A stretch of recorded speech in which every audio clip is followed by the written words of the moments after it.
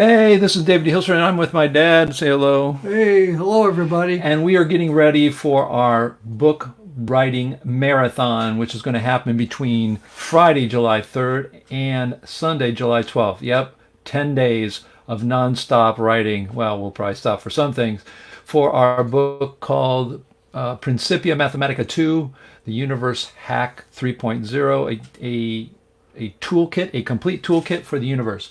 And before we start and talk a little bit about what's coming up and how we're going to be doing some live broadcasts, let's take a look at an ad or a video ad that we put together for our upcoming book.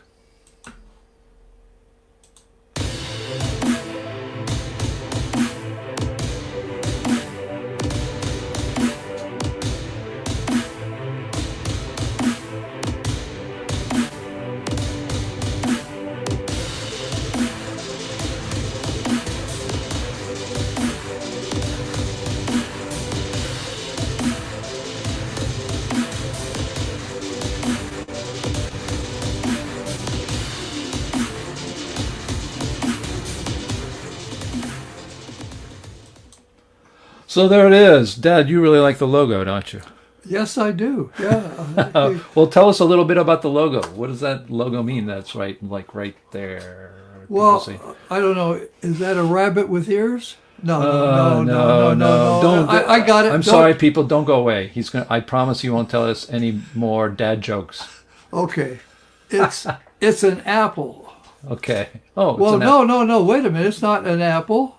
It looks like two apples. Okay, we want a serious answer for you. Okay, let's no more jokes. What is why are we why do we have that logo? Okay. Well, the logo is a representation of the fact that the book starts with Newton and his apple. And for people who don't remember what that is, what's that? What's the apple and Newton mean? Well, supposedly the story goes that the apple hit him on the head. Well, someone threw the apple. What you dropped it, the tree threw it at him. I got to give backstory for my dad. It's like he just says an apple was thrown at his head. It was like what. So he was okay. I'll give you a little before he gets to it.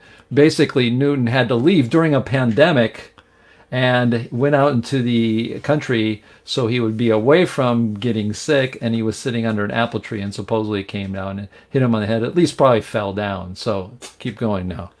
Well, Newton thought about the apple, and of course he realized that the apple, no matter what height you were at, it would fall to the center. And even if it were up as high as the moon, it would fall down towards the center of the earth. But why is there another apple in our logo? Well, I'm talking about the first apple. Oh, you're talking about the first apple. So, but what's falling mean? What's falling mean? That's important because it was the start of gravity. Oh, gravity. Okay, all right. Okay, but then many years later, after I worked on for 15 years, you over 25 years. We came up with some different ideas about how things worked. And it turns out that those ideas were an extension of what Newton had started with the apple. And it turns out that what we found was that there was not only one gravity, but two. And the second gravity involved the first gravity, a large particle, and the second gravity, a smaller one. At a lower level, a bigger gravity particle, a smaller one, and that's what's represented in the apple. Gravity 1 is the large apple, Newtonian gravity. The small apple is the second gravity, by the way, which is the gravity that causes light to bend. Well, wait a minute. He's giving away our book now. But yeah, the idea of the two apples obviously are a couple-fold. Is that we have two gravities at least. There are actually an infinite amount of gravities up and down. But most important is that we are using that as a symbol from Newton, and Newton, of course, the gravity and the apple are very representative. And the second apple, it also represents his work, his work that he published called the Principia Mathematica. And our book is called Principia Mathematica 2. And yes, it sounds pretentious, but we are not the ones who gave it the title. My best friend Amnon insisted and literally wouldn't let me get off the phone until I promised him we would name this book that with that title, which is quite an honorable title. But that's where those two apples come from. So it's sort of dual meaning, the two Principias, Newton's and then ours, and then of course our two gravities that we happen to talk about. And that all become more clear, of course, in our book. But that's the logo. That's what you're going to see a lot around when we do our little graphics and our little, not 3D, but our ads that we have, these video ads that we have. And what we're going to be doing starting on Friday, each day we will broadcast a live giving a progress report on our book, as well as discussing a topic to the book. And of course, you'll be able to join in just like we're doing live now. So it's really an opportunity for you to watch us go through this process. We started this book when? Oh, well, it was a year after 2016. Oh, we've got how many books? Oh, this is interesting. This is Dad's first book, Gravity is Not Free. And here's Incarnation 1 of, I think, the book right here. That was a couple years ago, and this thing gets thicker. And now we've got, these were versions of our book, but now we have really the version. We're actually quite proud of it, and that's why we're sort of publicizing in this way, because we think it's pretty revolutionary, but in a way that I think is a lot different than what you think. And it's going to be the judge of anybody and everybody to say if this is really, truly interesting. But we ourselves are very excited about it and think that this has a lot to give science. So our book will be coming out in the fall of 2020, and we're going to do something special. We're going to be printing our books. We're going to print a bunch of these books ahead of time, have them sent to us. We publish with lulu.com, and that, of course, it will be available on Amazon as well. But in the beginning, we're going to have a set amount of books, and we'll be setting up a website for that. So you'll be able to pre-order the book. And the nicer version of the book, there's a very nice color version of the book.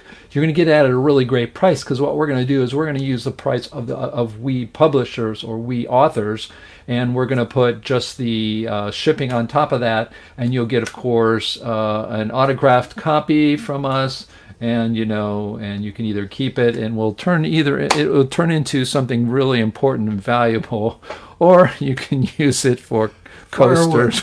Firewood, if this all turns out to be whatever. But we actually have numbers of people who've been following this work, and they're quite excited about it too, and I really want to thank them for their encouragement. But that's how we're going to be doing it, again, starting Friday, July 3rd. I'm not sure what time of the day, but just watch it. We'll pop up on Facebook. We do have a website, so you want to go to the website. That's where you really want to go to find out where our YouTube channel is, where our Facebook channel is, because we do have a Facebook and YouTube channel for the book alone. Right now, we're just broadcasting to my Facebook channel and live, and also we're broadcasting live to the Facebook channel of those who've already signed up. We have already 60 people in a day or two. So remember, you can go to Principia Mathematica 2.com, and in fact, I can put that up for you. We got banners here, and let's see. I'll put this up, and I'll just run that by. I'll put that up, the general website, which is right here. And you can see, go to principiamathematica2.com. I separated it out for you there. And you will be able to read a little bit about it. We've got some teasers in there that are pretty neat. We have the foreword in there. And we have the table of contents, which is quite interesting as well. So check that out. And like I said, we have links to our website and YouTube channel. Make sure you subscribe. And then again, in the future, via our website, you will be able to pre-order the book, whether you are in the United States or outside the United States. We'll, of course, have two different prices. and you will get that at a special price, because once you put them on Amazon, then we get a 23 cents and they get $600 for everybody. No, I'm just kidding about that. But the idea is that you're going to get a first print of this book, and it is called Universe Hack 3.0, and we expect to keep adding to the book, because one of the great things about this book and this model of the universe, it's not really a theory, it's a model, physical model, is that you can use pretty much your own intuition and understand it and start actually hacking the universe and thinking about way you may think it works. And part one is the foundation, or the toolkit of all the foundation of the, and we have actually lots and lots of graphics that I'll be making lots of them. And you'll be able to look at those graphics and get a good idea of the foundation from that. And then Hack 2 is going to talk about those people who, Part 2 is going to talk about what we call Hack 1 and 2 from Newton, Lesage, Dr. Glenn Borchert, and Ionel Danu, a physicist from Romania. And then Part 3 is what we call Hack 3, which is my father and I's using this model really for the first time to describe all kinds of things, from light to gravity, electricity, electronic circuits, to the double slit experiment, et cetera, et cetera, et cetera, all kinds of things, everything physical, magnetic fields. It's really quite fascinating. And again, there are no equations. You can do this all visually. And we expect that other people are going to hack it, and maybe even have different ways of applying the basic building blocks of this Principia Mathematica 2, which we lay out in the first part. So I hope that gives you a little bit of idea.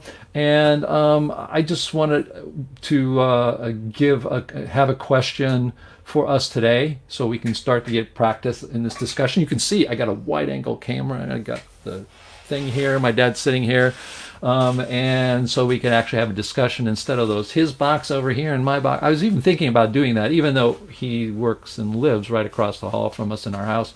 But so we're going to practice today with a question, and today's question is real simple. What is this book?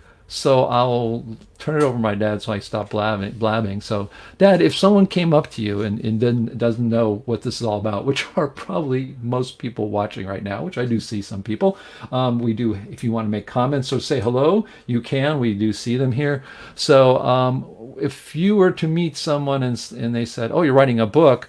What is this book?" Is that possible to answer? No, it's a difficult one in the sense to really get the message across about what it really is. Right. You can't say it in one sentence, but if I was trying to encourage somebody to read it, and it's a physics book. Yeah, that makes it really, really, really difficult. So, well, obviously, what it does is it gives you, as the title says, the tools to try to not only understand, but see if you can, through your own reasoning, using the tools, explain what a magnetic field is, or what charge is, or how why the double slit does what it does do, or what gravity is, or what light is, right? Right. And of course, Act 3 in part goes through all that from Dave's point of view. From my point of view, we've already answered parts of those things in the book. So maybe it's better to ask the person what's the most intriguing question you have about physics?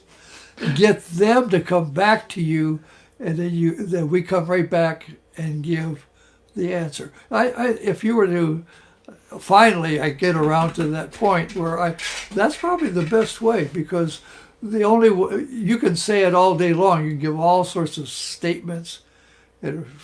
Yeah, I know, it's gone. But if they're interested in black holes, or Big Bang or dark matter, then you can come back with that and say, well, yeah, we've addressed dark matter in the book. I'm not sure we've addressed black holes per se. Yeah, yeah. We may not even want to, but what's one way to get them, draw them out to find out what they're interested in, if anything, and then go out and explain it. Okay, okay. But I have a question for the audience. Oh no! But I have to answer the question. Can you hold on to it and remember? Yeah, I'll hold on to the question, but you got to let me ask. Okay, just. Well, I'm just kidding. What is it? No, I'm kidding.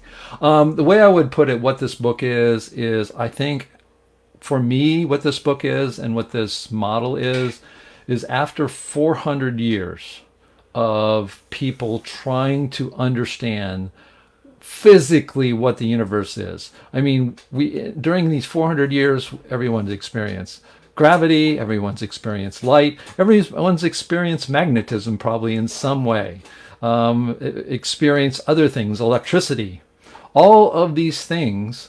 And what are they?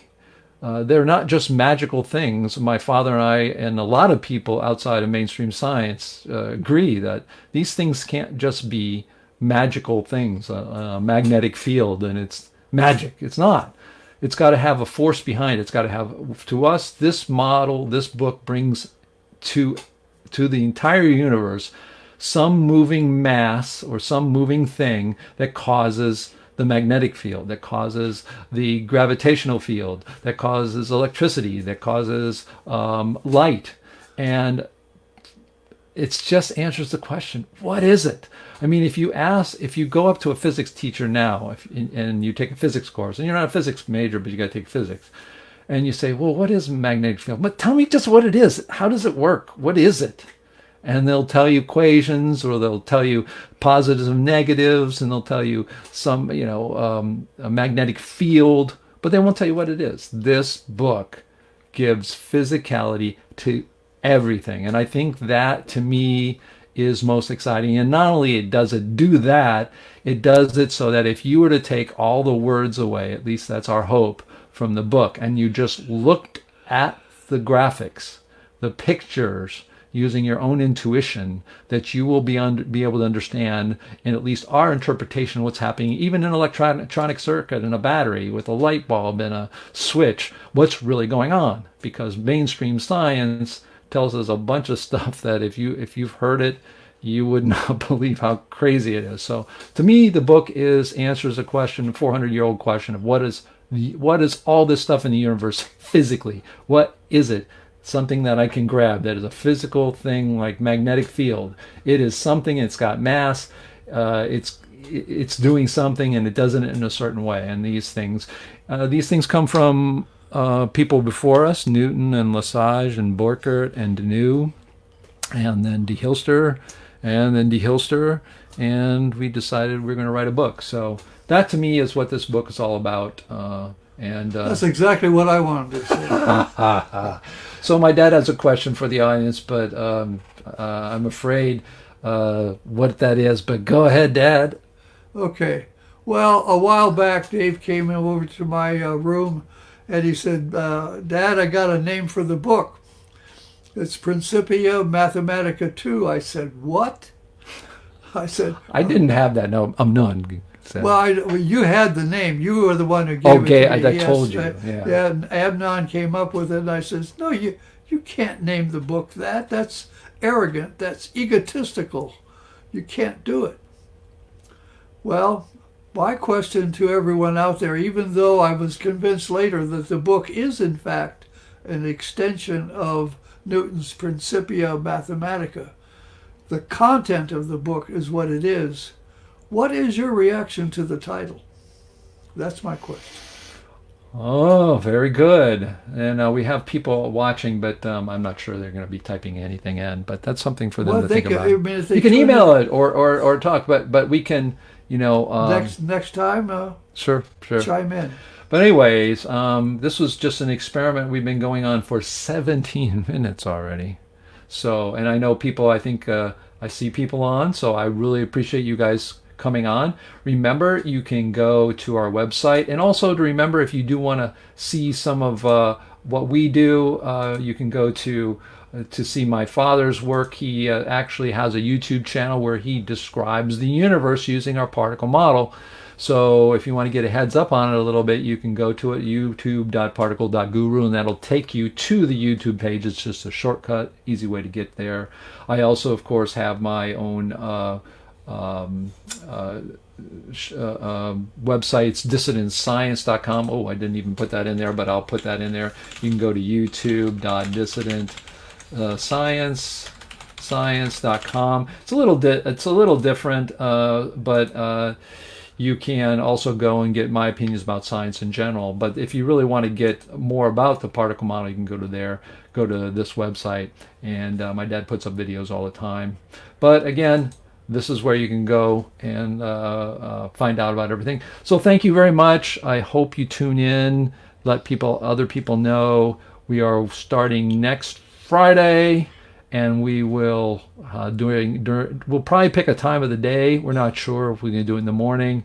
We're going to do it in the evening. We're not sure. East Coast time, USA. But if you don't see it live, of course, you will be able to see it in recorded. We're going to also take these videos and put them on our YouTube channel. So you do want to go to the YouTube channel, which of course you can get to. There's another way to get to that. It's youtube.principia Mathematica 2.com, and you'll be able to see even this video. Once we're done with them, I'll download them and put them up there, so they'll be there, and so you can watch these amazing discussions. And one of the reasons I have this setup with a microphone here, wide angle, so we can both sit here, is one of the things is my father and I actually have some amazing conversations about the universe and this model that are just, I mean, I'll just literally walk over to his desk, and he has his chair over there, and sit in it, and we will just go at it and talk about something. Sometimes we get in disagreement and almost fight over it, but most of the time it's pretty amazing, because we'll have an idea, or, did you think about this, or what about this idea, or whatever. So we hope you enjoy this. I hope we really hope that you get your interest up. We get your interest up for seeing a book that may be the first one in 400 years that's going to give you a physicality to everything in the universe. That's pretty cool. And again, it could be all wrong. Nothing. All we can do is come up with models that are less wrong than the ones before. So this isn't the end all. And what's your achievement? Oh, I made a model that's less wrong than the others. That's right. So we're not married. We're not out there saying this is the best thing and everybody has to bow down to it. This is. But we think it's worth it. I mean, the truth of the matter is that I don't have a problem of doing this and getting it out and using this title, because from what we see, it merits people's time and energy to take a look at it and give it a chance. And it's not a slam against Newton. We're actually starting with it and endorsing and embracing all of what Newton started with some changes. But his model for light wasn't quite right, but he didn't have a model really for light, right? Yeah, he had a model for light. Well, he talked about it, but did he write about it and say optics. This is part? Yeah, no, I know the optics. Yeah, but did he give it a mechanism for it? He had streams of particles. The larger particle was. Oh, that's right. Yeah. Yeah, he had. He did. He was that close to the model we talk about. I know, yeah. It really was. But that was, that's pretty amazing. But I think it would have. I don't think he would have gotten to it, even if he had another 100 years. Yeah, the thing you and I have is that 400 years in between. Yeah, we got a little and all the people who did all the work in between. We have a lot more information. You go on the internet, you can get anything you want. All the work I do, I sit at my computer. And either I have a book or I'm on a computer reading about it.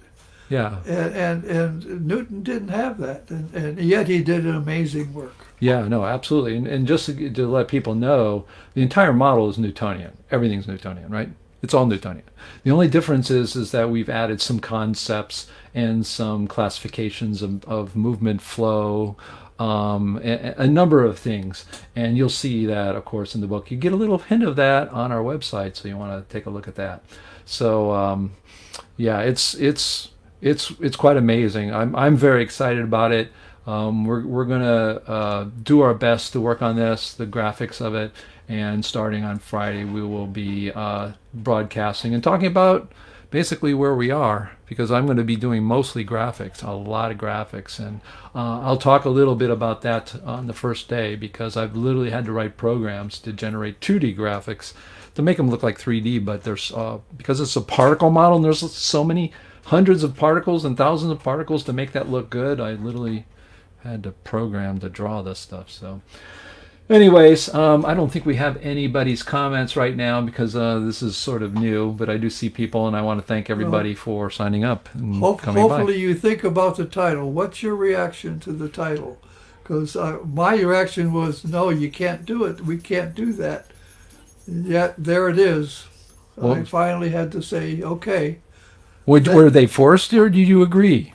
No, I finally agreed. The point is, my initial reaction, and I think a lot of people's reaction, is going to be, who do they think they are? Of course, absolutely. Absolutely. And of course that draws attention, like, okay, does it merit that?